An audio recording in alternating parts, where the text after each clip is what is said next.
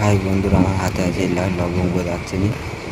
আমাদের এখানে কাজু কিশমিশ সব রেডি করা আছে। চাল ভিজিয়ে দিয়েছি, এবার জলে ছাড়বো।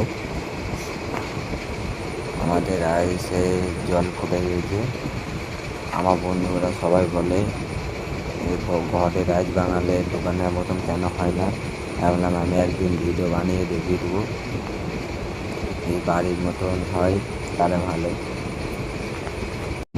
আরও কিছু শেখার ইচ্ছা হলে আমার ফেসবুক পেজটা ফলো করে নেবে, আর আমার ইউটিউব চ্যানেলটা সাবস্ক্রাইব করে দেওয়া হবে।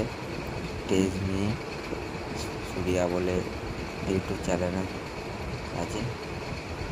আরও ভালো ভালো কিছু জিনিস থাকলে তোমাদেরকে দেখাবো। বাই বন্ধু, এই ভিডিওটা এখানে শেষ। পরের ভিডিও আবার নতুন কিছু আনলে দেখাবো।